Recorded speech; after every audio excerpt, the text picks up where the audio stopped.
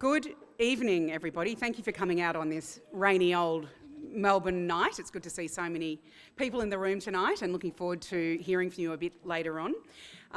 Welcome to you all who've joined us here for this event as part of Melbourne Connect Innovation Week. My name is Madeleine Hanger. I also go by Madeleine Grummett, and I'm your moderator and host for today's event. Now today our event is all about redefining entrepreneurship and designing your own future. And it's a session where hopefully you'll learn a lot about startups and entrepreneurship and some of the journeys of the people who'll be joining us shortly up here. A reminder that today's session is going to be recorded and shared with you post-event. We're live streaming to the world, so be on your best behaviour, and we will too tonight. Before we kick off, I did want to firstly acknowledge the traditional lands on which we gather here today, the lands of the Wurundjeri people of the Kulin Nation. And I'd like to pay my respects to their elders, past and present, and to all First Nations people here in this incredible country that we are all lucky enough to live in. I also wanted to particularly acknowledge the entrepreneurs and innovators of the First Nations, people who we know learned and loved and lived and built things here for 60,000 years. And we hope that that rich and continuous culture can continue here in Australia, and we find a way to forge a more dual and inclusive narrative as a nation. Now, a little bit about the Wade Institute of Entrepreneurship. It's a place very dear to my heart. I'm a graduate of some programs from there. Who here has been to the Wade Institute? Bunch of the good peeps up the front here, that's good. So where it is, it's actually located on the grounds of Ormond College, sort of directly that way. You can see on the map there where it is. It was established back in 2015 thanks to a generous gift from entrepreneur Peter Wade. And it's an incredible place. You're welcome to go there anytime, and of course after today you can chat to May Flaming, who's over here, who can tell you all about the programs that are run there. It is really a thriving hub of entrepreneurship, of investment. It's a place where startups start. They have a range of immersive education programs. They of course deliver the University of Melbourne's Master of Entrepreneurship. VC Catalyst, which is an investor education program. I'm a graduate of that. I'm happy to talk about that experience as well. And professional development programs for educators so they can teach budding entrepreneurs about startups as well. So a really thriving place that you're all very welcome at any time to come and to engage with some of the events that we have running there throughout the year. Now, as I mentioned, one of the things that the Wade Institute hosts is the Master of Entrepreneurship, and you will hear a little bit more about that tonight. I did this course back in 2016, the inaugural year, and went on to co-found some startups, and it really was the genesis of my journey into entrepreneurship and my career pathway in that area. It's co-delivered by the Wade Institute, but it is a University of Melbourne Master of Entrepreneurship, and it's really designed to equip you with the entrepreneurial skills, networks and mindset to make your mark on the world. Now, in the Masters, it's a hands-on immersive learning course, so a lot of practical learning as well as the theory. It's really how you learn to develop new businesses, products, services or processes, create value and generate revenue growth, of course, through the latest entrepreneurial practice and action. So in the course, students learn about world-leading concepts, frameworks, and the tools and techniques to identify and successfully implement new business opportunities. So it's really hardcore in terms of being able to get your hands dirty and actually build things inside that course and test them and be very well supported. Now, during the year, there are incredible opportunities to interact with and learn from innovation experts, from entrepreneurs who are out there and have built things, and entrepreneurs. And it really gets you a chance to put that academic knowledge and the tools and skills into practice in a really supported environment. So there are different pathways that people go into from this Masters, and some of them are sort of, founding a startup and going into building your own venture. Corporate innovation, so working as an entrepreneur, so trying to innovate within an existing business or business model. And then venture capital consulting or investing either in early stage or different investment vehicles, and we'll hear from Jodie on the panel tonight about her investment journey. So just a little bit more about me. So as I said, I am an alumna of both the 2016 Master of Entrepreneurship and the VC Catalyst program on startup investing. Those experiences have really given me this blend of toolkits and skill sets which enable me to go in and out of different parts of the startup ecosystem. I've also worked as an innovation consultant inside one of the big ASX companies, so I kind of know that side of how you innovate inside and then how you build things on the outside. I also invest these days with Flying Fox and StartMate and get to work with some incredible founders, and I have a portfolio of about 60 companies there, and I love that work the best because it's so inspiring working with entrepreneurs who are really building from zero from day one. It's a real privilege to get to do that. But I'm a storyteller at heart, and I did start out my career as a journalist, and I still do a lot of work in that space as a podcaster and a journalist with our national broadcaster, the ABC. But I love most telling stories about technology and startups and entrepreneurs. So it's been an amazing journey. I feel lucky to be part of this world and to wake up every day inspired by the founders who are really literally building the future. And it's why I'm genuinely thrilled to be here tonight hosting you all and in conversation with these great people at the front here. So tonight we are going to step into the world of entrepreneurship and innovation. You will get insight into the personal journeys of our panellists and the entrepreneurial mindsets that drive their success. So whether you're dreaming of launching a startup, maybe some of you are already working on a startup, which a few of you have told us about, or you're inside an organisation trying to drive change, the future is yours to build, and we hope that tonight we'll help you with some of that thinking that you might need to do, or that inspiration to kickstart you into that next venture that involves entrepreneurial capacity. So at the end, we will have a great chance to be open for questions. So think about the sorts of things that you would like to ask and to ask our panel. And without further ado, I would love you to meet our panellist. So firstly, this is a bit like, come on down, the price is right. Firstly, Andrew Rouse. He is you can walk up while I'm talking, yeah, very much like, clap him down, that's the way. So Councillor Andrew Rouse was elected to the Melbourne City Council in November 2024. Councillor Rouse is the Portfolio Head for Innovation and Education and the Portfolio Deputy for City, Economy and Business, as well as Council's representative on the Design Excellence Advisory Committee. Andrew graduated from the University of Melbourne with an undergraduate degree in mechanical engineering before returning to study a Master of Entrepreneurship at the Wade Institute. He's the former Director of Programs at the Melbourne Entrepreneurial Centre at the University of Melbourne, which is up there, isn't it, directly above us. Please welcome Councillor Andrew Rouse. I didn't want them to sit through my whole spiel at the start, which is why we're just doing them one-to-one. But that way you get to stare at them intently when I'm introducing them as well. So next up we've got Jody Day Imam. Jody is the co-founder and the CEO of Tractor Ventures.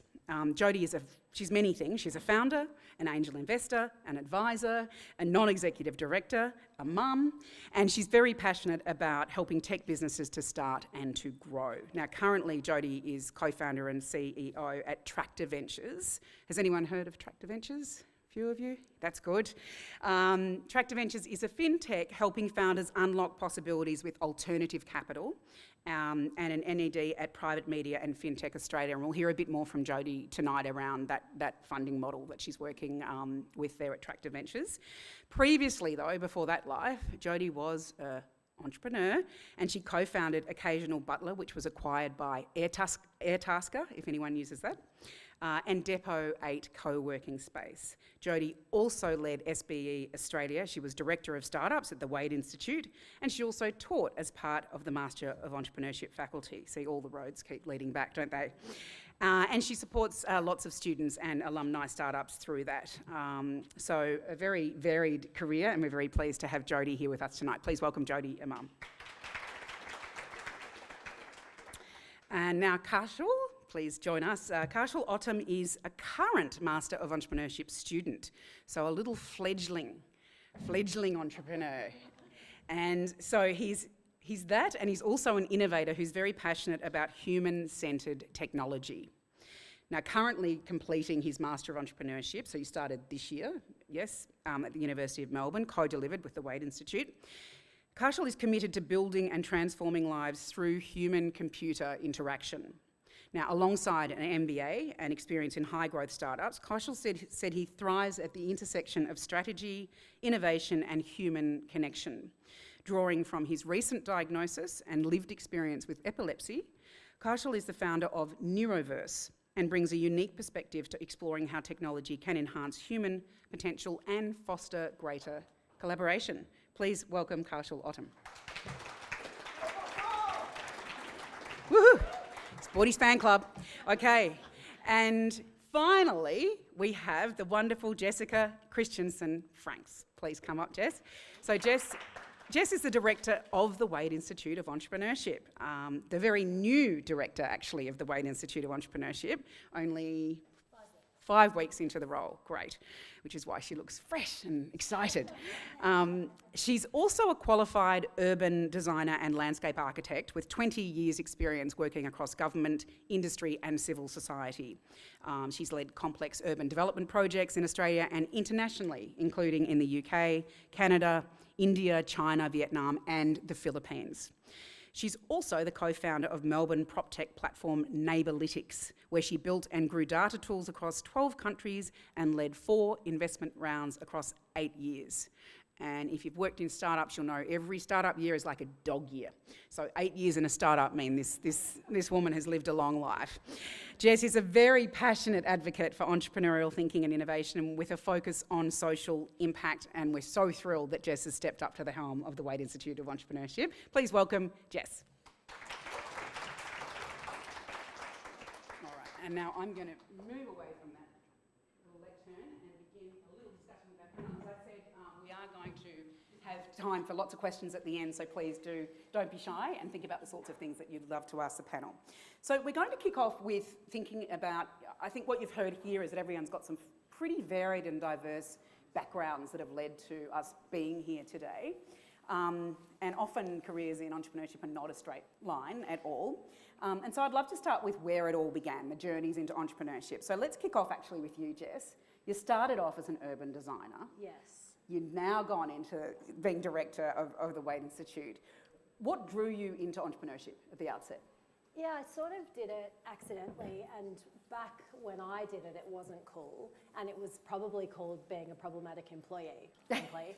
So I became a town planner initially. I was fortunate enough to live all over the world growing up, so I was always really interested in cities and belonging and identity and community creation.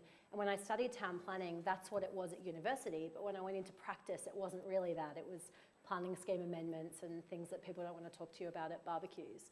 And so I got really frustrated. I'm like, we have a chance to actually shape communities and change the way people live and connect, but in practice it wasn't that. So I spent 15 years doing 2 unfinished masters and trying to learn the practice of urban planning better so that I could innovate in that space, but I found in that space I wasn't invited to innovate, and certainly a decade ago that startups weren't a thing we talked about in Australia, and as a practice we weren't trying to change the way town planning happens.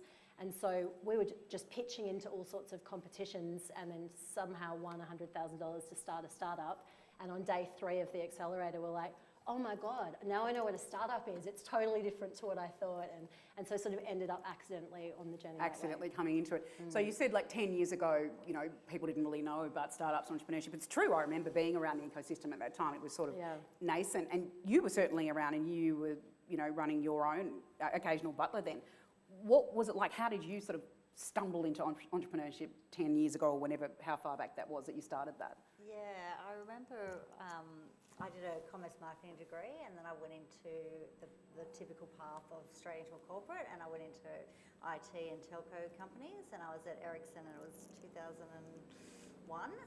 And just after the .com. Yeah, but it was booming. So those flip phones were selling like hotcakes still all over the world, but they were still making redundancies, and I saw a whole lot of my colleagues become redundant, and they'd been at Ericsson for 30 years, some of these guys. And I guess their parents had a job for life, and they kind of were on the path of job for life, and suddenly they were like, what do I do now? And that's when it really hit me that I can't rely on even the biggest, most successful multinational company to keep paying me a paycheck. It just sunk into me that I have to create my own revenue stream, because I can't rely on anyone else. Yeah. Just checking, can everyone hear okay? Yep, No. Great, perfect. This idea of job for life, Andrew, what are your thoughts on that? Because certainly the previous generation there was this idea of job security was valued. What are your thoughts on this job for life, and do you think things have really shifted in terms of the new market career? I was invited back to my high school for Careers Day, and I was this close to saying like no, because I feel like I have never figured out what I want to be when I grow up. Yeah. I've just said yes to everything. And so I think we see that more and more as time goes on, is people being more selective in what they want to do and how they want to spend their limited time on earth. So having that set career of, oh, my dad's a policeman or my mum's a school teacher, I feel like that is just something that younger generations just won't have anymore. Yeah. So it's really evolving how people approach work, but I think it's really interesting because people are so much more passionate about what they do, and people don't settle as much now for things unless they're really passionate about it. So I think it's a really exciting opportunity as society evolves through that as well. Definitely. I think, that's interesting that, that you've chopped and changed to different roles and said yes to everything. Now that you're in a government role, how do you bring an entrepreneurial mindset into that environment? Really good question, and I think it's recognising and taking the small wins and the small steps. Look, I think... That was very diplomatic. Entrepreneurial world, we love to say, move fast and break things. Government, it's like move cautiously and file things. And there is very good reason why government moves slowly, and the checks and balances is super, super important, because it would be so easy for someone to exploit if that wasn't it. So these things are there for a reason. Yep. But even today, for example, we've really overhauled what we're doing in terms of our support for the innovation ecosystem, and there's lots of big announcements coming up in the near future, Innovation Development Fund, and some all sorts of exciting things that will be happening with the approval of council. Don't want to jump the gun there. But even then, we're looking at how we give grants out. And the approval process, it might take 6 months from a grant application to the approval. And in government time, 6 months is really quick. That's nothing. But in startup world, that is ages. The startup might not be around anymore. So making sure the way that we operate can actually integrate with the startup world is like number one. Let's just get that right, and then we can move on to stage 2 going through. Yeah, and you're right, like the velocity of startups and the notion of time inside a startup or years spent is very different to inside traditional or legacy business models. Kaushal, you're right at the start of your entrepreneurial journey. You did an MBA, and now you've come in to study the Masters. Why did you decide to do that? What changed in terms of the pathway you thought you were going to go on, and now you're on the entrepreneurial pathway? Yeah, I think there's been a couple of reasons, right? I think MBA is more of your traditional consulting degree. Like, you do an MBA and then you kind of get into, the groove of a Big Four job. So I kind of landed in Deloitte. And then I think prior to that, I had my bit of an entrepreneur journey where I was like building games, right? And that was like, so I built a game that did about like 3 million downloads, like straight up.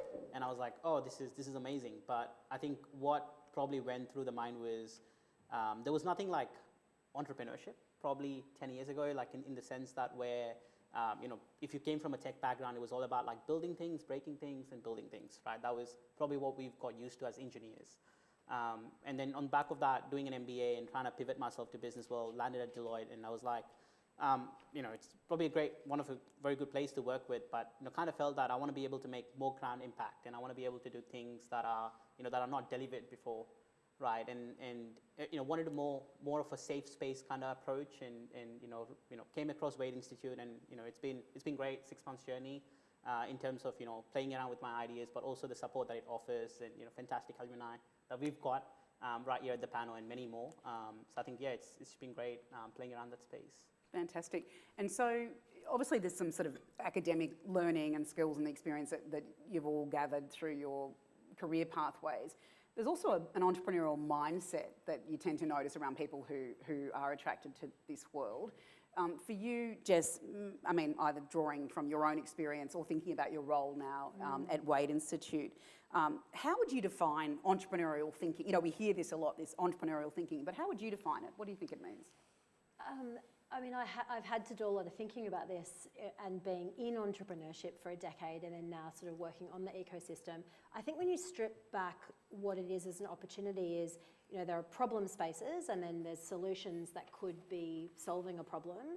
And then entrepreneurship is the way to rapidly test and iterate a solution to make sure it's fit for its users and get it to as many users as possible, right? And so that concept has been, in a way, hijacked by high growth tech ventures, because they are very explicit examples of when entrepreneurial thinking leads to rapid success, which is great, amazing.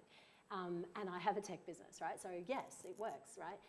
But also there are so many other places in the problem-solving space that we can bring an entrepreneurial mindset, and it is already happening in other places too. So I'm particularly interested in how to perhaps claw back some of the entrepreneurial mindset discourse away from just this focus on high-growth tech ventures, and also think about the other places you can do it. And so, I mean, I really don't like, and I'm sorry if this upsets anyone, I really don't like the term intrapreneur, because it almost makes it subservient to the entrepreneur. When It sounds like it hurts a bit as well. Right? Yeah. And that's kind of, I guess, what I was. And so the trouble with entrepreneurism being hijacked by the tech part is that there's the whole rest of the economy, which is solving problems, right? And there's so many fascinating spaces. So the small business, SME ecosystem, small and medium enterprises in Australia, that employs the vast number of Australians. Yes. That, you know, and they do entrepreneurial thinking every day without knowing that title. Not-for-profit, commercialisation of research, all these other spaces. So. Well, you work with a lot of SMEs in your business. Do you want to actually explain a little bit about how Tractor Ventures works, just so people are clear, and how you work with SMEs? Yeah, and I'm probably just going off what Jess was saying there as well. Like, there is this sort of story about startups and unicorns, and we talk about rockets, and you know, we talk about rockets being very exciting, and some of them land on the moon, but they're also very expensive, and a lot of them blow up along the way. And through my experience, my co-founder's experience, we've seen a lot of that carnage over the last 20 years, and we wanted to create a different type of capital for those tractors, or those more, you know, sustainable type vehicles that are going in on the pace that suits them too, because not all founders want to go on that journey to the moon either, and most VC companies will only back one in 1,000 anyway. And so we provide non-dilutive funding, which is debt funding, so you can think of it as a business loan. We have finance against R&D grants. We have a line of credit, like an overdraft, like you might get from a bank, and term loans. And the difference between us, I guess, and VC and banks is we like to talk about, you know, we're for companies that are too spicy for banks. Banks can't understand how to assess. And When you say spicy, too risky? Too risky. Yep. Can't understand the risk of a technology company, or where they might get some collateral back on that lending, and not spicy enough for VC. So just not that, you know, that one moonshot. And so if you're not either of those, then we sort of serve that middle ground of companies that we can understand as tech founders ourselves, and we can assess the risk and provide that lending. Okay. You mentioned risk before. That's something, obviously with taxpayer funds, you do need to manage that risk. How do you balance that risk with innovation and entrepreneurial thinking? How do you mitigate and balance the risk element to actually taking some of those shots to drive innovation? I think it's a really interesting one, because we've seen some really great examples at the state level with Breakthrough Victoria making investments, and then when the investment doesn't turn out to be a raging success, the media just loses it and goes crazy. And it's one of the things I think we're really trying to change internally at the City of Melbourne, is how do we not only embrace that, but think differently in the way that we do problem solving. There's a really important part of that that needs to be kind of spread through our comms and media to say, hey, we're going to try some new things.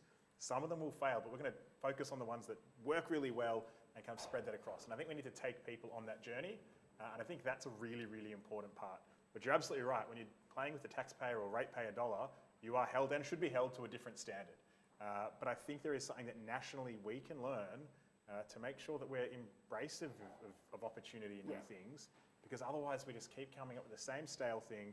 Politicians are held to a different accountant standard, and they're too scared to do anything that's a little bit out there. And we've seen that time and time again. Anytime anyone pitches a good plan for the country, well, it's a bit too scary for us, and we don't want to embrace that. So I think there's so many things that not can we be doing now, but I think changing the narrative at a national level so people can be more open to trying more things. I think it's a really hard part for us. We're a very moderate country, and it's not always to our benefit, which is a really unfortunate opportunity for us. Yeah, it's interesting, isn't it?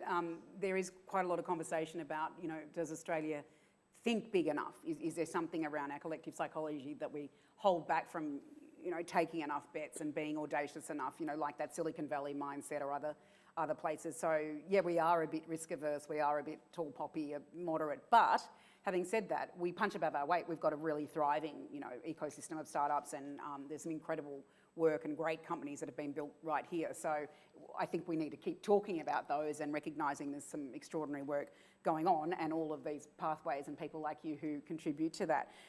Thinking about sort of finding good problems to solve. Karshal, you're immersed in the startup ecosystem now. What solutions are you excited about? And maybe we could hear a little bit about what you're building yourself within the Masters.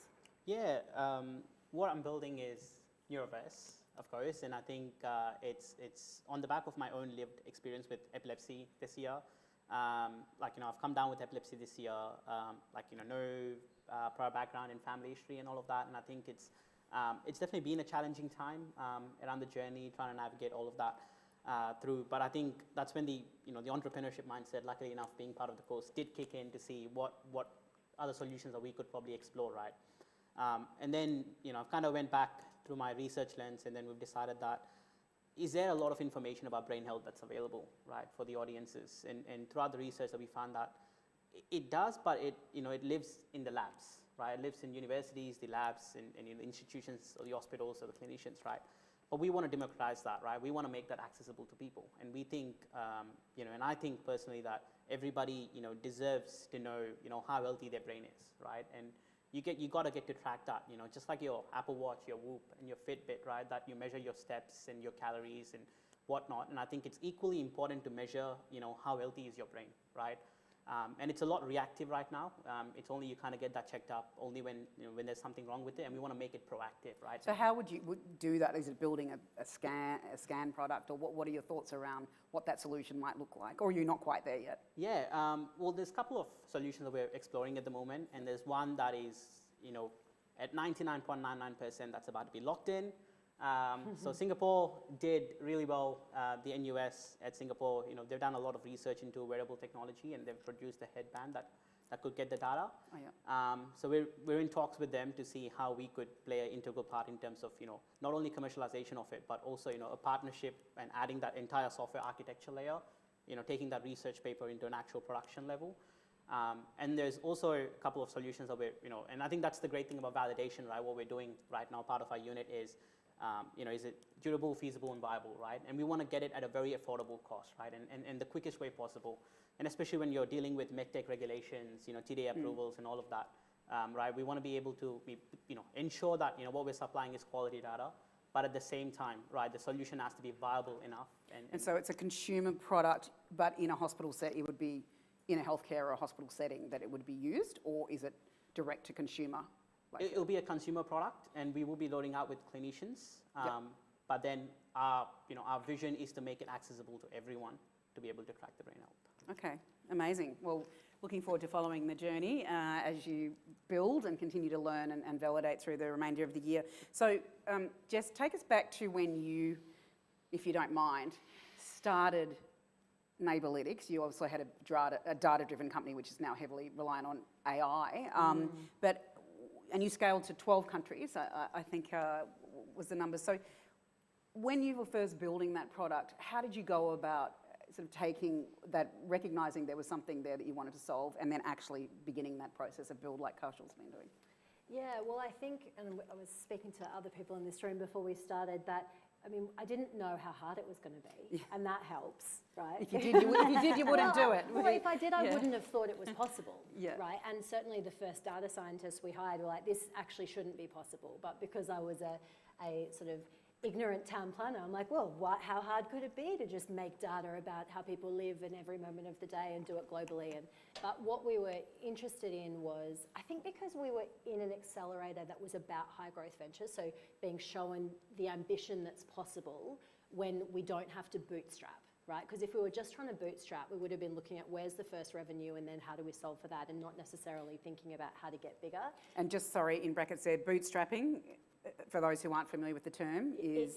It means that you operate really lean and you earn money and spend it as you go. So you don't get into debt, you don't take on extra capital, you just sort of earn money and grow organically. It's how most businesses do it, right? Which can hold you, it can hinder your Exactly. growth. You don't get that injection of capital to be able to sort of scale to and go capture the fast. market more quickly. Yeah. So early on, we're like, look, we think this is a land grab. It's only a matter of time before someone else realizes now that life is digital, it's actually easier to turn that into data about how people live, what they value, what they love. And so it was a bit of a land grab of us to sort of scale as fast as we could. And so we started off with globally ubiquitous data. So we didn't want to use government data sets, partly, but we didn't realise yet how hard No that would be offence. to work with. What, do But you where like did the you- City of Melbourne data? I don't know if it's Where did you anyone's get your We're good at it, actually. data sets? Like, where were you getting your data from? So the premise was, you know, we were trying to do, say, in my consulting work previously, an analysis of like Federation Square. Like, what do people love about Fed Square? Well, you can go to Fed Square and ask them, but does anyone stop when someone's holding a clipboard and trying to talk to you? No one stops and talks to any researchers, right? So that was my problem. So what we started doing was going on Instagram and looking at when people take a photo of Fed Square, what are they photographing? And then we're categorising the photos. And then you can say, they love the view, they love the events, what activities are they doing, what kind of people are they with. So we don't care about an individual photo, but when you look at 3,000 photos across a month, you get a really nice snapshot of what do people love, why are they there, what do they value. And so like, this must be scalable. If we can find a way to digitise all of this, this is a data set that we can create. And so we started looking at what data is created as people live their lives, and again thinking if we can organise and sort this and capture it, we can find ways, you know, at the time it was machine learning, now we call it AI, but to sort and turn this into practical data. And because we needed lots of different geographies, we wanted to go global pretty fast. And so right off the bat, our technology worked everywhere in the world except for mainland China. And so even Myanmar, we did data in Myanmar and Nairobi to check that the premise of lifestyle data being ubiquitous was true, and it was. And so because we were using these sort of interesting data sets, we could actually do it anywhere and then calibrate from that point. But that was kind of an accident in a way. It was just the data that was open source that we could access. So how long ago was this? Is 8 years ago. 8 It was years, about okay. 6 months before Cambridge Analytica. I don't know if anyone remembers that, but that was not a great time to be using Facebook data. No, I suppose, and now of course we have AI and you know, hyper accelerating both founders' ability to build and then access to data. And Jodie, I wonder, when you think about, you know, is it relevant also to the SMEs that you're working with, but is AI changing the way you think about how much capital a startup might need, given AI can accelerate, you can have leaner, smaller teams and they can do a lot more with a lot less. Is it changing things or not yet? Oh, definitely. Yeah. And I don't think it's in our lens when we're assessing companies so much as it is. And even though we are investing, I still identify as a founder myself personally, and I'm building tractor. And so we're definitely looking at AI, using it all the time, building it into our platform. Companies that are coming to us for funding are using it. Like every company we talk to, they're either they are an AI solution or they're using it to make their business more efficient across the board, all of them. Yeah. Okay, so what are some of the programs or the AI software? We obviously have got your standard GPTs and things, but what are some of the predominant AI software applications that you're seeing? Lovable, Claude, you know, some of those ones that are easier just to pick up and start using, I guess. And then deeper technology-wise, I don't know what these companies, we talk to hundreds of companies, so I don't know exactly what they're all using, but they're building. But there's a wide-scale adoption, you're seeing it. Yes, It's a yeah. big part of it. Okay, what about from a city perspective, Andrew? How are you seeing, or maybe the question's more, you know, how are you seeing the City of Melbourne use it, or to embrace AI responsibly, but also balance that against the risk of over-automation? Yeah, really great question. And just yesterday I got to open up the Local Government Association of Australia's, all the CEOs gathered in Melbourne for a big conference around AI. So about a third of local government organisations are already using AI in some form of service delivery, which is great to see. At City of Melbourne, we use it in a couple of different ways. I personally love using it myself because sometimes we get 400-page reports and you've got to read the entire thing, but it's really helpful to find little bits and tidbits there. Our governance rules is, again, a 200-page document you've got to have memorised off by heart about the 12 different types of motions you can pass, which ones can have debate, which ones can't, which ones can be withdrawn, which ones have right of it. It's impossible to know. So I've put it into ChatGPT and I ask it simple questions. I want to move a motion. How many signatures do I need to? And it gives me the lifetime feedback. Sounds like government efficiency. It is fantastic. But one of the really, really cool things that they're doing at the City of Melbourne is the knowledge bank. So every piece of data that is captured, they feed into an AI model that can be used for sentiment analysis. Oh, so it sounds similar to what you were doing, yeah.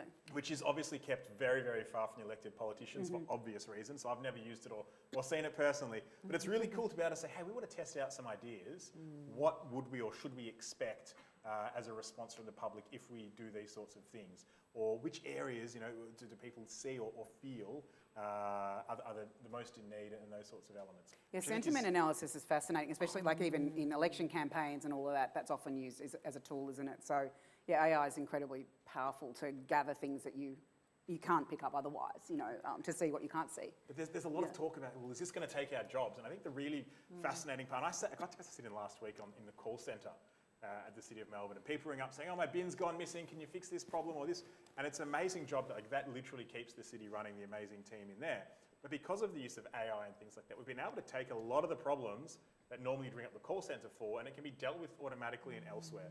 So all of a sudden, the same people can apply their human experience to a whole range of new different problems, and it actually has increased the level of service, not decreased it. It's made it so much more human because the people can focus at a greater depth on the right problems, which is such an amazing kind of unintended consequence of it as well. Yeah, definitely focusing on the right problem and also, finding good problems to solve. And we hear a lot in the startup ecosystem around impact investing or impact startups. And I wanted to just shift gears slightly to talk about that now. Tractor champions sustainable long-term growth.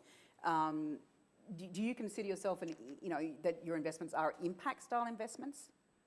Or is it more? No, we're so agnostic again across all industries, and we don't actually. It would be lovely, and maybe we can use AI for this, but to track the impact each of our portfolio companies are making, because a lot of them are very focused on their impact, and I think more so most startups are in one way or another. But at the moment we're not tracking that, and but yeah, I guess our impact is. In that we can, with our type of capital injected into the ecosystem, then we have more success across the board of these startups actually growing to be at scale, sustainable companies and creating jobs and stay alive, driving the economy. So it's actually a meta impact as opposed to a particular thesis for impact, I suppose. And Jess, you have always highlighted, that social impact is central to innovation. How can founders make sure impact doesn't get sidelined when they're chasing growth? This is growth at all costs kind of, but how can they continue to keep impact embedded in their business model? Well, I think that's part of the challenge with entrepreneurial thinking being seen as high growth, high risk ventures only, is that it's quite a one-dimensional approach, and certainly most founders get into it because we see a problem that we're close to and want that problem to reach the most people. And so it's really important when you're deciding how to reach the most people that we pick the right model for that, reaching the most people. And I accidentally fell into the VC model, and that ended up being the right model for Neighbourlytics, but it's not the right model for lots of businesses too. And I think you probably see that too, Jodie. But my previous business was a not-for-profit, and that wasn't the right model for that business either. We sort of accidentally became a not-for-profit, and once you've locked yourself into that. So I think, founders inherently keep the impact at the heart of what they do. That's why you're so motivated to leave your corporate careers and go back to uni or whatever it might be that's super risky. So I think I would always encourage founders not to get distracted by the capital that they take and what route that locks them into. In one of our first capital raises, we were very, very clear. Our data was to create better cities. We wanted to make lifestyle data layers to help the property sector be better at making better places. Our data is also excellent for putting billboards in the right spot. right? There's not what we were building it for. So right off the bat, we're like, we're not building this for advertising, we're building it for the property So sector. they were taking it in with a different use case, which That's wasn't right, aligned and to some impact. VCs were really into that. And Yeah. like, yeah, we could scale this and do billboards everywhere. Like, yeah, it's great, but that's not what we're about. But it's hard. Like, it's really hard Yeah. to turn down money. And to keep that mission, I suppose. Yeah. Yeah, Kaushal, for you, what does impact mean to you when you think about building your venture? Yeah, I think the way probably I would probably break it down is difference and outcomes, right? Is what difference that we want to make, through Neuroverse, right? And what do we want to see? And I think it fundamentally, comes down to the problem that we're trying to solve, which is, to democratize, the brain health, right? And often talking to customers, right, they're like, the difference that we want to be able to see is we want to be able to know the way that our brain's functioning, right? It's because every time you talk to somebody that has a neurological condition is they're really unsure about the way that their brain processes things, or even when it comes to little movements such as, your short-term memory, cognitive function, sleep habits, and all of that, right? So the first thing that they wanted to see was, this is a difference that, that would make a huge, impact in our lives, right? And it's almost, trying to listen to the customers, right? And from that customer perspective to say, hey, what is the difference that I'm probably going to solve for them, and it's probably the biggest impact that I'm going to make, right? And it's often comes down to, your customers are your real story, right? And they'll often paint the story, through the actions that you deliver. And I think it's very important to kind of listen to what is the biggest problem that they've got, and that should be the impact story that you want to try and paint. Yeah, rather than that whole jumping to solution, like if you see that there's a problem and it becomes a problem for 1, 2, 3, 5, 10,000 people, you're onto something, and then it's working with them to co-design that solution to meet their needs. We've just got a couple more minutes, and then I'd love to go to questions, so please have a think about any questions you would like to ask the panel. Before we do, just one little nugget of advice from each of you. Maybe Andrew, we'll start with you. For someone who's sitting here and listened to your career journey and all the things you've done, what's a piece of advice you would give around how you've carried yourself through that and what enabled you to sort of leap from thing to thing and say yes so much? Really great question. Do you want some thinking time? No, I think I've found a real passion in recognising and learning that I'm a better cheerleader than the doer, if that makes sense. So when we got involved in startups, it was a great learning experience. But I got so much more joy from coming back here to the university and teaching other people how to do that and supporting them to do that. And I've turned being that cheerleader now into my full-time job, where I get to go to all sorts of events and things like this and just help amazing people across the city to do amazing things. And I think that's really cool in terms of find what really gets you excited, and then just hold on to that and grasp onto that with two hands and just follow that wherever that goes, rather than having a plan and sticking to it for the next 30 years. That's not exciting. Don't do that. And so does that sounds like you've come to a level of self-awareness as well around what lights you up, like when you feel passionate about the work you're doing and you, yeah. If you'll indulge me for 20 seconds, yes. I came to the Wade. I had an old job. I was working in sports event management. I saw an ad on Facebook for the Wade Institute and I watched the video, and it sounds really cheesy, but I quit my job the next day and applied, and I got rejected. Did you? They said, Mr. Rouse, sorry, your undergraduate marks, you failed a few too many subjects. Sorry, you're rejected. So I rang up the dean, and very politely told where he could shove his rejection. There's the future politician. And I said, look, I'm coming, enrollment week's next week, I'm coming in, deal with it. And to their credit, they said, look, if you go and study a few more subjects and you do really well in them, we'll let you in. And I topped the class and came back and they let me in, and the rest is history. So just find what you want to do and just really just chase it. It's I never knew What a that story. about. I never knew that. That's fantastic. What about you, Jodie? What's your for someone who's sitting here thinking about entrepreneurship? Maybe they're sitting in a job, as I call them, and thinking, there's this itch I want to scratch, or there's something I'm thinking about building, or maybe you are building something at night. What would be your advice for someone wanting to take that next step or that leap?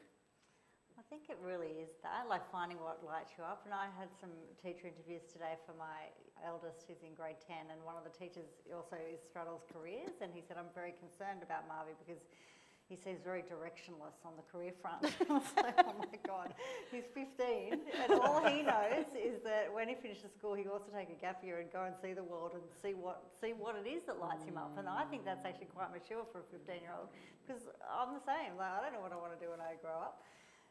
So I think just being open to opportunities and open to finding out what it is that really does light you up, because that's where you'll be the happiest, and when you're the happiest you'll attract the most opportunities to you. So it's, I think for me, very much I'm learning more about what it is internally that I really love to do, and luckily it is what I'm already doing. But it is that having that autonomy. Like I was in corporate for 2.5 years, and I actually left because I felt like my soul was being killed. I just felt my soul was dying. Because it just didn't suit your work style. I really couldn't. Yeah. Like I really hated it so much, and so I needed to be in an environment where I could be able to do things more creatively, I suppose. So. Kaushal, a slightly different question to you. You're in the early stages, you've left this MBA path, you're in the early stages of building a venture. How do you deal with self-doubt at these early stages of building, where you've gone into a completely different domain day to day? Yeah, I was just going to say, me too, I was rejected from Wade. Oh. And I had to find my way in through Wade, but... How did you get in? How much did you pay? But long story short, it was great. But I think, I think with self-doubt, I've been told, I think, especially with the venture that I was doing with healthcare, right? Oh, you don't come from a biomedical kind of background, you do come from a CS and MBA, but, you've got to be a biomedical scientist or like some sort of a neuroscience kind of background, to be able to do this, right? But I think you've just got to have the confidence in you, right? And just got to have the confidence and self-esteem in you, right? And I think it goes back, I think access to customer for me was so hard, right? It was so hard, like trying to get into hospitals, like they're like, we need, like, Melbourne, you need to fill this, 20-page document, you got to get that in and all of that. And the first thing that I did was went to the campus store, got myself a Melbourne uni jacket, like went in front of Royal Melbourne Hospital, and then I was like, hey, do you have 2 minutes to chat about this problem? Right? And You're a hustler. You're a hustler. Actually add 40 people, I did my 40 customer interviews that way, right? And the next thing I did, we went to Monash, right? And the next thing I did was Alfred. Did you buy a Monash t-shirt? I didn't, but I was an Just ex-Monash. put a sticker over the top. Yeah. I was ex-Monash, and the next thing I did was went to Alfred until someone said, oh, you can't do this anymore, right? But that's how I actually did my 80 customer interviews, right? Because just going to a hospital was really hard, right? But if you really, really want to do it, right, you just have to do it, and you've got to find a way to do it. And there's a lot of people, you can definitely reach out for. So I think it's when you're always, feeling about self-doubt, look up to mentors. There's definitely been mentors that have helped me in the past, particularly in Wade Institute. Also, I always talk to Brian, I'm having this customer issue, what should I kind of do and how do I kind of navigate out of it? But I think, there's a lot of ways for you to kind of, do the things that you want to do. And just take the risk, right? Like, I understand, we're a very risk-averse culture, but it's okay. It's always okay to ask for forgiveness and permission. That's. What do they say? Feel the fear and do it anyway. Yeah. Ask for permission. No, what is it? Forgiveness, not permission, or something like that. That's right. Or just turn up at Wade and they'll let you in. And then say, hey, that's right. Say, hey, I'm the director now. Yeah, exactly. So on that note, thank you for listening in and learning as I have from these wonderful people. We'd love some questions. Just pop up your hand. It's friendly. We'll start at the back there. My name is Hugo. I'm about to finish my MBA at MBS. Either just speak up a bit if you don't mind, or we'll give you a microphone. Oh, Because thanks. of the recording, yeah. Can I just say, it's University of Melbourne that does Yes. the entry. Yes. They call that the Wade. They spend all their time at Wade. My name's Hugo. I'm just about to finish my MBA at MBS, and I just recently came across their Masters of Entrepreneurship, and it's something that I wanted to do for a long time. So just one of the last questions, I think you guys mentioned just find what you really like and go for it. But at the moment, I think I'm struggling to find the one thing that I really like, because I come from a logistics and transport background, but I'm kind of trying to figure out a way to use that experience to apply to something else. But how would you guys say, how would you find the one thing that you really like to pursue as a business? What would you recommend? Can I answer? Yes. I love that question because it infers in a way that the business is the first part of the decision, but it's not, it's the problem space. So when I stumbled into entrepreneurship, I wasn't trying to start a business, but I was what they call a subject matter expert in a problem. The problem being town planning's letting us down. I hate that it's letting us down. I think there's lots of ways to make it better. And so if you're passionate about a problem space and you dive really into what are the problems, what's the systemic issue, where is the problem manifesting, what's the system that sits there, and therefore what are the levers to change, you come into entrepreneurship or the point where you then start the business is founded in a whole like deep understanding of the problem space, which allows you to then adjust and pivot and think of business model in a much broader way. There's so many people, and as far as it works, right, that come in to start a business. And we often hear about those because they become the weird tech founder stories that they wanted to create a marketplace for something and then it became Twitter or whatever that story was. And they come in to build a business, and that's fine, but I don't think that's a particularly resilient or interesting way to do it because you're not anchored in a problem you're solving. And I just wanted to myth bust something for a bit. Often when you think about entrepreneurship, it's, someone has a light bulb idea, like a cartoon above their head at 3 o'clock in the morning, and then Airbnb's born. Yeah. It's not how it works. As Jess says, it is about loving the problem, and you don't need to come into, for example, something like a Master of Entrepreneurship with a fully fledged business idea. That's right. You can come in with an entrepreneurial mindset or appetite, and you might have a subject matter expertise, which sounds like you do, but you may or may not end up finding a really cracking problem to try and tackle and solve, related to that or not. So, yeah, entrepreneurship is a process of discovery and iteration, and no one wakes up with Google in their lab, if you know what I mean. It was a bad analogy, but yes. Okay, more questions. Maybe just, you've got the mic there. Hey, thanks for the insights and everything, and really well posted, Madeline. Thanks. My name's Dong. I'm an alumni at UniMel. But one of the things I've heard, which is really cool, is that everyone here has had both experience in the corporate workforce plus the business side of things, and I can relate to that a lot. And one of the things that I think a lot of people can miss out on when it comes to entrepreneurship is how much it exposes you versus just working for someone else. Yeah. Slaving away, Yeah. Getting your soul sucked, as Jody talked about. This is for anyone who wants to take up this question, but I'd love to hear a really crucial, transformation in whether it's your character or your mindset that has been really important in your own journeys to get to where you are now at the moment. Yeah, I could probably take that up. I think, there is both pros and cons, right, working in corporate, and you can probably learn a lot, right? And I think a lot of, entrepreneurs that we even know today did have a past experience of working elsewhere, right? And I think it really kind of comes down to, I had a great time at Deloitte. I probably learned a lot. Definitely, a lot of long hours and all of that, but I think I had a great experience there, right? And some of those shifts that I've been able to take away into my own entrepreneur journey while doing the course, I was like, I could probably, when I do my workshop facilitation, okay, these are the key techniques, right? That's where I learned my entire workshop facilitation, right? But even working, within those corporate environments, right? They do kind of teach you, different set of resilience, different set of values, different set of honesty, right? And I think and they could really be a foundational part. And I think,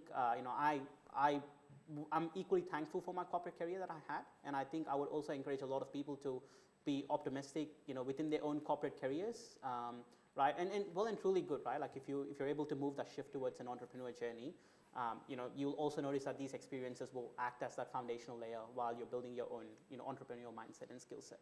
And it sounds like your soul is intact, which is great.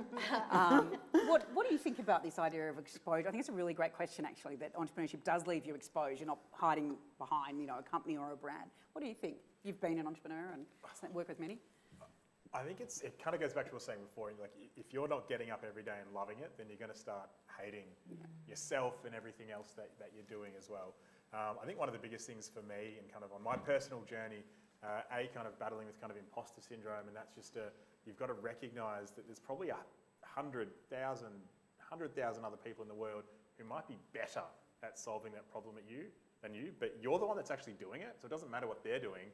You're the one that's actually getting in there and doing it. The other side of that is just learning and being comfortable. Whether it's at the end of the day, the end of the month, the end of the year, be like, okay, enough is enough. It's time for me to, switch off, get some rest, and be comfortable with what you've accomplished or what you've achieved in that time period. Or likewise saying, no, you know what? I've got other priorities that are more pressing as well. So I think just getting that internal balance is really important, and I have not gotten that right all the time. And I think it's a really important one for people to be able to kind of understand and learn about themselves. Great question. You had a question at the front here, didn't you? Oh, sorry, over there. Yeah, you have, go. Thank you so much. Knowing that unless you love the problem, you're not going to have the resilience to face the constant rejection or people saying no or not today or what have you. When is a good time for the audience to just say, to stop? I'll take it then. Everyone looked at me. Well, I think the question in a way needs more context of like stop what, right? So I think I've always been passionate about how to create and shape communities, and I've always seen my career in that as bigger than my job. And so there've been points where I've stopped the job to move to a different one, but always been in the same problem space of how can I solve this problem better from a different direction? So if you're in if the question is narrower than that, it's like you're in a venture and you need to stop trying to solve it. That might be because the model of how you're trying to solve it isn't working, and I think if you're genuinely passionate about the problem, it will be easy to let go of that way and then try to come at it from a different way. So I think that's kind of a non-answer. I'm not really answering your question. It's like it's some consultancy we just Exactly. stop. Exactly. And so It's not a company, it's a movement, or it's that's not it. a big for me, or And it becomes problematic when, again, with the sort of heroing of the venture model, we tend to think like, it's my baby. It's not your baby. You've got to be able to kill it, right? It's literally the opposite of your baby, right? And so that's not a helpful mindset that kind of floats around a little bit. It's really, you've got to be super ruthless with this thing because you're not here to serve the venture, you're here to serve the problem. And if the venture's not working, go do it a different way. But it's very complex space that. I think it's one of the really things that I've loved about being at Wade and kind of being a part of the ecosystem here though, is you need people around you who aren't just going to tell you positive things, but tell you, you know what, like, this is killing you. Just stop, move on. Like, you're not a lesser person for doing that. Honestly, just do what you need to do. And people who can tell you frank and fearless advice, because if you don't have that and people say, oh no, you're doing great, you're amazing, you're like, like it doesn't help you to be continually have that kind of level of support. You need honest advice. the importance of the network, not the network, the professional network of your mates will basically tell you, they might support you for doing it, but go, mate, it's not working. Like you can't get to that end.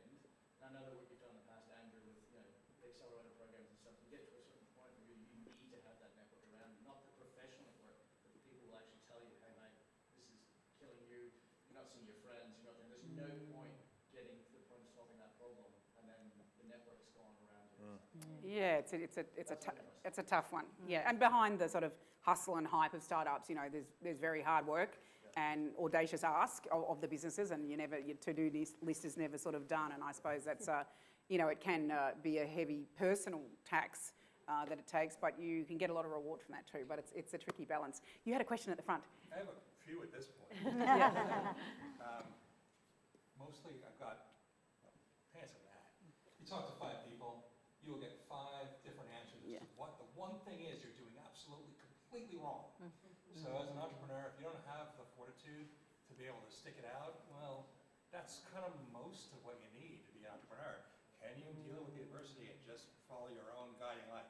But real question was for Jody, because I love what you guys are doing, because when you're raising equity investment, as entrepreneurs, we can't make investors act on our schedule.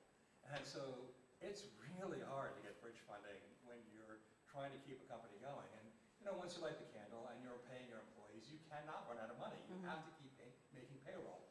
And so, I wanted to ask you about that, right? Really, where do you draw the line in terms of bridge funding versus, supporting, equity raises with debt financing? Yeah, it's a good question, and it's a true reality that once you've got all these commitments, you want to keep them going. And one of the other hidden things about, I guess, equity raising is that it's very time consuming, and it does take a lot of time, and it can take up to a year. And in that time, you might have just got more customer revenue anyway. So there's the opportunity cost of actually trying to chase equity investment.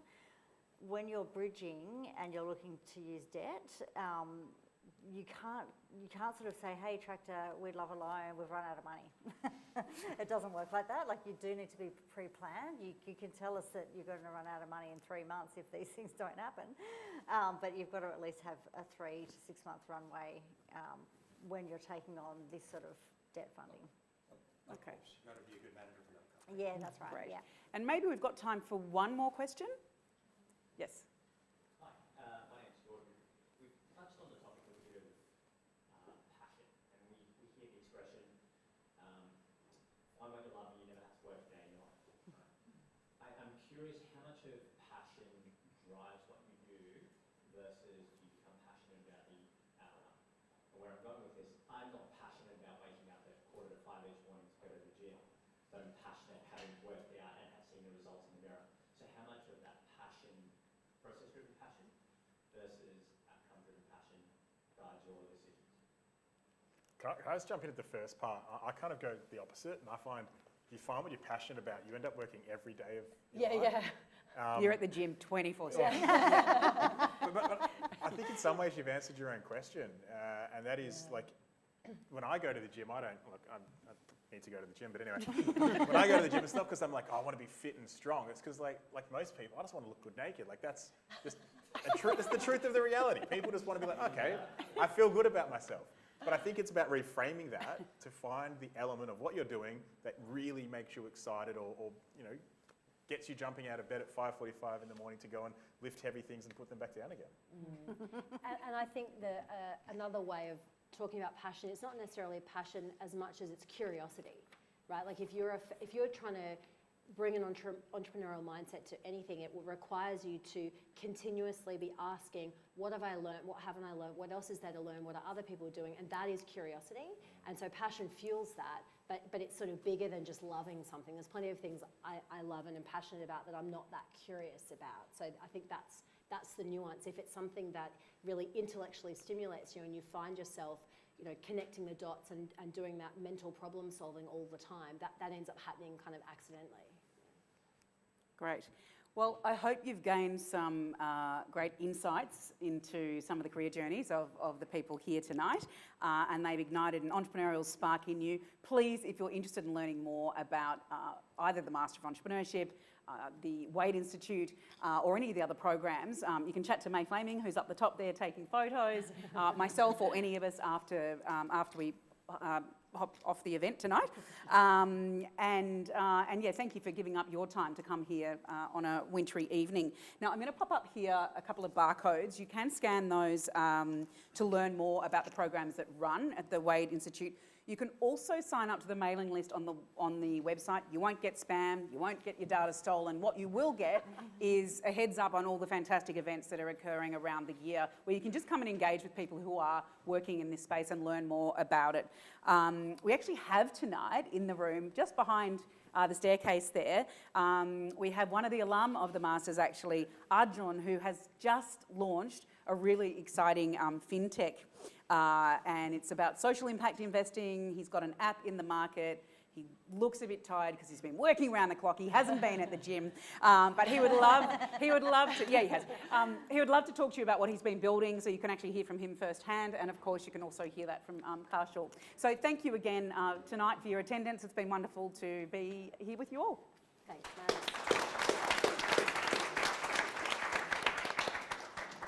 Thank you. Yeah, let's